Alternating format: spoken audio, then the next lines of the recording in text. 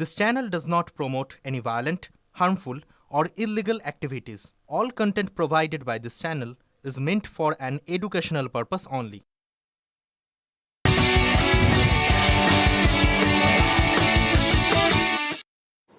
মেলা মাছ মাছের মেলা কথাশিল্পী শরৎচন্দ্র চট্টোপাধ্যায়ের জন্মভিটের কাছে অন্যরকম মৎস্যবিলাস।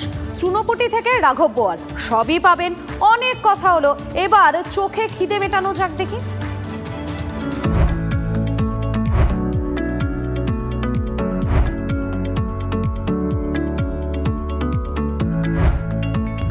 হাফ কুইন্টাল শঙ্কর মাছ, 1 মন ভোলা, 35 কেজির কাতলা, 5 ফুটের বাইন বা বান, তার সঙ্গে বিরাট বিরাট ভেটকি, রুই, ইলিশ, বোয়াল, কাঁকড়া, আরো কত কি।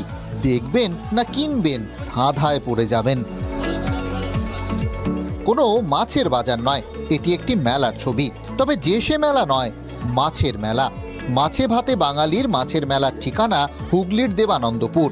মেলা এবার পড়লো 519 বছরে। ছোট থেকে দেখছি, ভালোই লাগে মেলা। আর মাছ দেখতেই আসি, সকাল সকাল উঠে আসি ঘুম থেকে, বড় বড় মাছ দেখতেই আসি। অনেকটা কেনা হয়ে গেছে মাছ, 4 রকমের মাছ কেনা হয়েছে। এখানকার মাছ সবই টেস্টি হয়। মেলার একটা ঐতিহ্য আছে না, এখানকার যাই নিয়ে যাবেন সেটা একটা টেস্টি হয়। দেবানন্দপুরে কুইন্টাল কুইন্টাল মাছ উঠে যায় চোখের নিমেষে। রাঘব বোয়াল থেকে টুনা, লালমোহন বা চুনো, ভিড় থামে না। 50 কিলোটা শঙ্কর মাছ, যে খাবে খুব ভালো খাবে, 5 কিলো নিচে কাটবো না। একদিকে পুজো চলছে, একদিকে পিকনিকের বাজার চলছে, একদিকে মানুষ রান্না করে খাচ্ছে, আবার মাছও বিক্রি করছে। কিভাবে এই মাছের মেলা শুরু হলো? রঘুনাথ দাস গোস্বামী তার বাড়িতে ফেরার আনন্দে উৎসবের মতন আয়োজন করেছিলেন, সেই থেকে প্রচলিত আছে, এটা মাছের মেলা হিসেবে চলে আসছে। দরদাম করে মাছ তো কিনলেন, খেতে চাইলে তার ব্যবস্থাও আছে।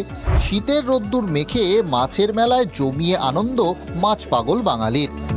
হুগলি থেকে আশিক ইনসানের রিপোর্ট, TV9 বাংলা।